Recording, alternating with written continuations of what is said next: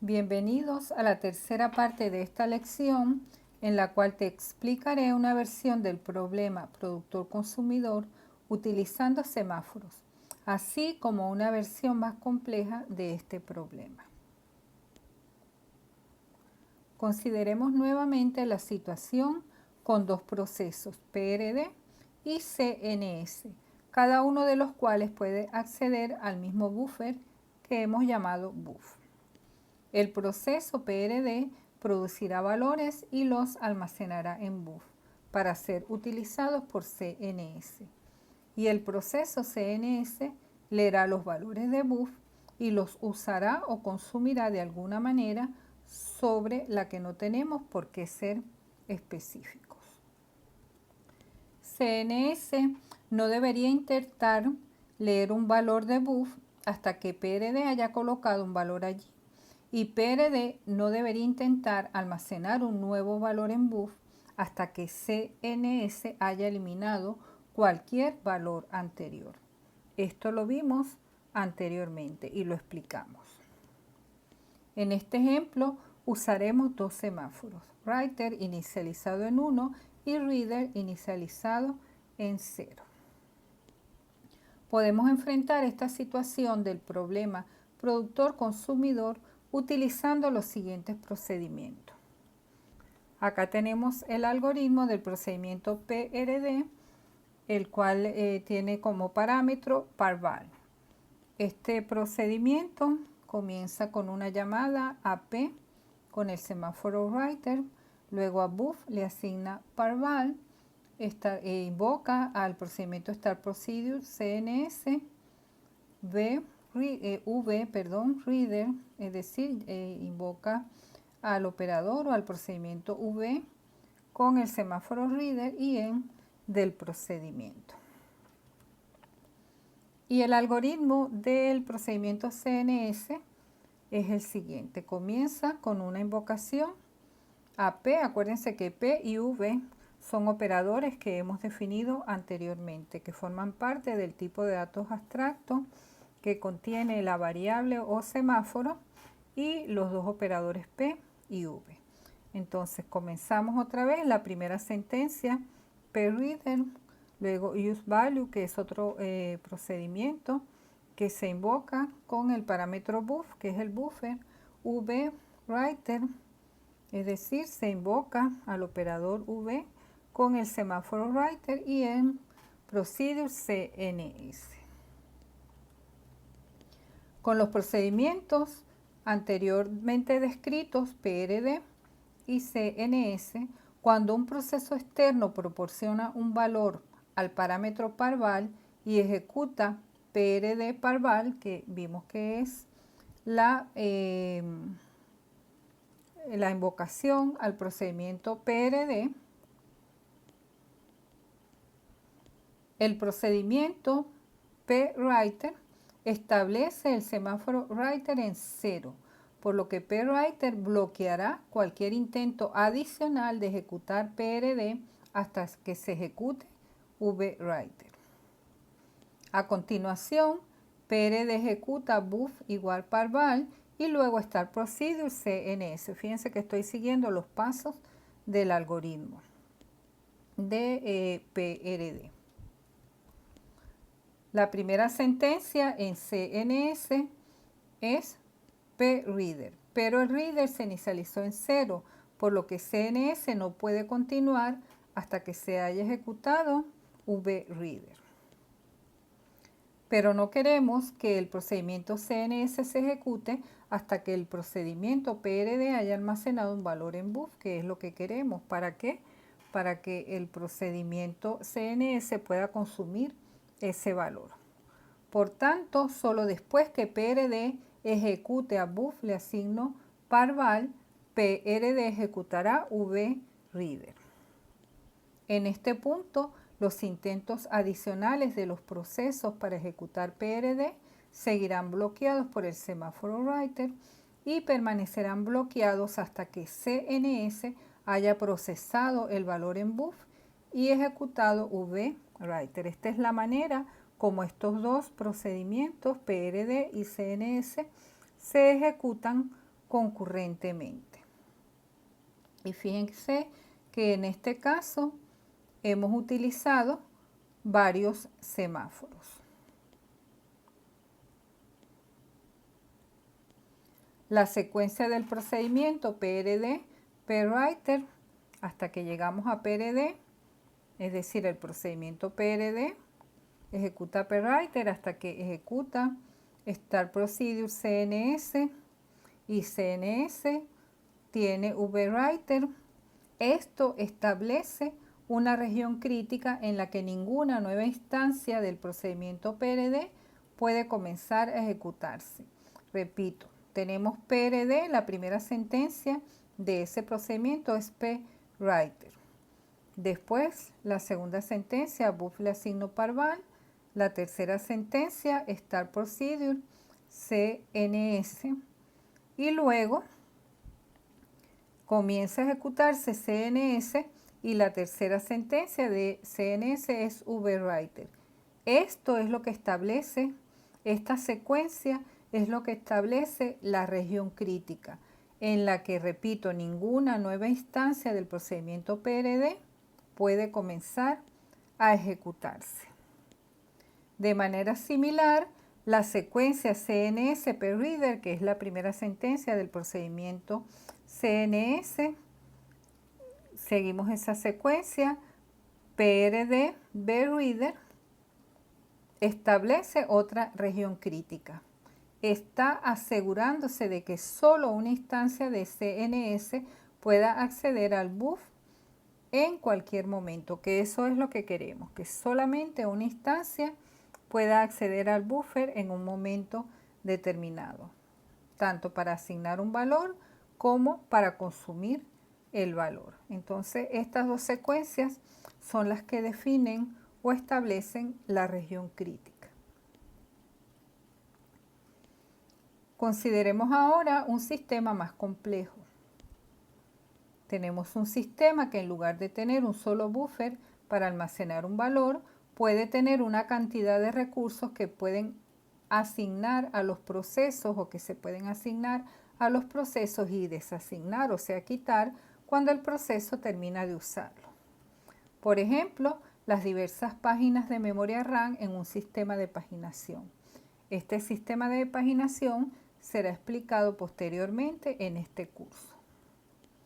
El sistema muy bien podría involucrar múltiples procesos en un sistema de multiprogramación, por ejemplo, y cada proceso podría tener asignado múltiples recursos. Para este tipo de situación, podemos comenzar representando los recursos como elementos de un arreglo unidimensional al que llamaremos Resource Array, donde cada entrada del arreglo se asociará con un recurso específico, es decir, cada elemento del arreglo va a contener un recurso específico. Los valores de las entradas en el arreglo también tendrán un campo de tipo Process ID y los valores de estos campos se establecerán inicialmente en null, lo que significa que no se ha asignado ningún proceso. El campo Process ID lo que almacena es el ID del proceso, o sea, la identificación del proceso. También usaremos 3 semáforos, 2 semáforos contadores y un semáforo binario. Estos 2 semáforos contadores, uno se llamará allocate, que inicializamos en 0, y el otro available, inicializado en max, donde max es el número de elementos en el arreglo, que a su vez es el número de recursos que tiene el sistema, o sea, el total de recursos que tiene el sistema, el número máximo de recursos que se pueden asignar. Y un semáforo binario llamado mutex que se inicializa en 1. Mutex es un nombre tradicionalmente asignado a un semáforo utilizado para exclusión muta. Si ven mutex, de ahí viene el nombre mutex. En nuestro sistema haremos uso de una función y un procedimiento. la función assign o asignar y el procedimiento release o liberar. Primeramente veremos la función assign, que tiene como parámetro process ID, es decir, el ID del proceso al cual se le va a asignar un recurso. La primera sentencia que se ejecuta es pAvailable. Recuerden que available es un semáforo contador que decrementa el número de elementos disponibles. Luego se ejecuta la sentencia pMutex, donde mutex también es un semáforo, pero en este caso un semáforo binario. Con esta sentencia lo que se indica es que se entra a la región crítica. A continuación se ejecuta la sentencia i igual 0, esto es, a la variable i se le asigna el valor 0 y luego se tiene una estructura de repetición while que se ejecuta mientras resource array de i.process sea diferente de null, es decir, mientras haya algún valor en el campo process del elemento i del arreglo resource array.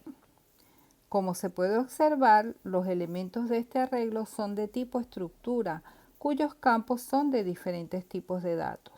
En particular, observamos que la estructura tiene un campo llamado process. Mientras que esta condición sea verdadera, se incrementa en 1 el valor de la variable i, esto es, se va recorriendo cada uno de los elementos del arreglo. Y si no está vacío, se incrementa el valor de i para revisar el próximo elemento del arreglo. Cuando se consiga un valor null en el campo process del elemento i de este arreglo, entonces termina la ejecución del while, ya que hay un recurso que no ha sido asignado y entonces se le debe asignar al proceso. Esto se hace con la asignación a resource array de i.process, se le asigna process ID, el cual es el parámetro de entrada de esta función. Recuerden que estamos representando los recursos como elementos del arreglo unidimensional llamado resource array. Una vez que se le asigna el recurso al proceso, se ejecuta la sentencia vMutex, por lo que se sale de la región crítica. Luego se ejecuta la sentencia vAllocate, por lo que se incrementa el número de elementos asignados, puesto que lo que se ha realizado en esta función es la asignación de un recurso a un proceso. Finalmente, se devuelve el resultado de la función utilizando la sentencia return resource array de i.resource. Esto es, la función devuelve el recurso que está en la posición i del arreglo, el cual ha sido asignado al proceso process ID. A continuación veremos el procedimiento release, que tiene un solo parámetro llamado resource ID, esto es, el ID del recurso que se va a liberar. Observen que assign es una función y release es un procedimiento. La primera sentencia que se ejecuta es pAllocate, la cual disminuye el número de elementos asignados. Recuerden que allocate es un semáforo contador que decrementa el número de elementos asignados. Luego se ejecuta la sentencia pMutex, que indica que se entra a la región crítica.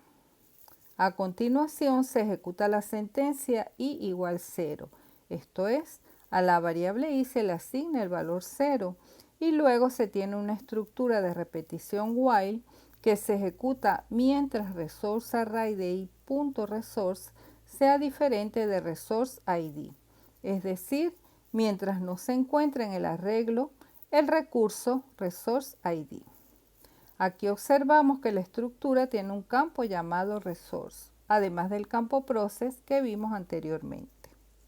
Mientras que esta condición sea verdadera, se incrementa en 1 el valor de la variable i, esto es, se va recorriendo cada uno de los elementos del arreglo y si no se encuentra el recurso que se está buscando, se incrementa el valor de i para revisar el próximo elemento del arreglo.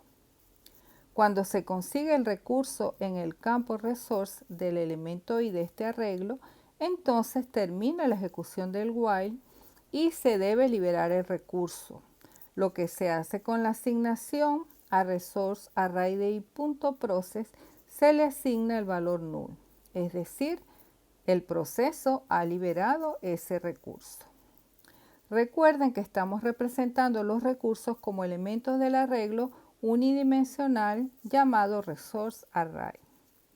Una vez que se libera el recurso, se ejecuta la sentencia vmutex, por lo que se sale de la región crítica, y luego se ejecuta la sentencia vavailable, por lo que se incrementa el número de elementos disponibles, puesto que lo que se ha realizado en el procedimiento es la liberación de un recurso. Y finalmente termina la ejecución de este procedimiento. Entonces, con este procedimiento y esta función, cualquier número de procesos simultáneos puede intentar ejecutar la función assign. Cada intento llegará a donde a p available, y si el semáforo available es 0, se bloqueará y se colocará en la cola de procesos bloqueados del semáforo. Quizá no se los he dicho varias veces, pero no les he recalcado que cada semáforo tiene su cola de procesos bloqueados. Debido a la configuración inicial, tanto max procesos o tanto como cuántos procesos podrían ejecutar con éxito p-availables, max procesos, el número máximo de recursos que yo tengo. Entonces, pudiese ser que max procesos podrían ejecutar con éxito p-available e intentar su siguiente comando, que ¿cuál es? pmutex. Ya sabemos, o como vimos anteriormente, mutex se inicializó en 1, por lo que cuando el primero de los procesos ejecuta pmutex, el valor del semáforo pasa a ser 0 y todos los intentos posteriores se colocarán en la lista de espera de mutex. También el semáforo, en este caso mutex, tiene su lista de espera. Por lo general, todos los semáforos, como dije anteriormente, tienen su lista de espera o de procesos bloqueados. Ninguna otra instancia de assign puede ejecutar pmutex, ni tampoco ninguna instancia de release hasta que la primera instancia de assign haya encontrado un recurso no asignado y lo haya asignado a su proceso.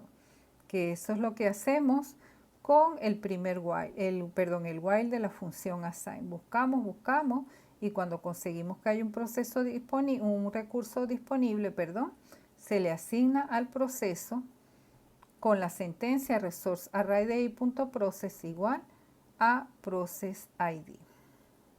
Después, assign ejecuta vmutex, que devolverá el valor del semáforo a 1 y liberará cualquier proceso de su lista de espera, de modo que uno de ellos pueda tener éxito en ejecutar pmutex y continuar su ruta de ejecución. Cualquier proceso, después que se le ha asignado un recurso, puede liberarlo posteriormente, ejecutando ¿cuál procedimiento? El procedimiento release resource id, que hará que ese recurso esté disponible para reasignación, estableciendo el campo de proceso de su entrada en el arreglo resource array en null, como vimos anteriormente, y aumentando el contador de recursos disponibles ejecutando vavailable. En el próximo video te explicaré cómo se previene el interbloqueo y cómo se recupera el sistema de un interbloqueo. También te explicaré las condiciones de Kaufman y el concepto de inanición.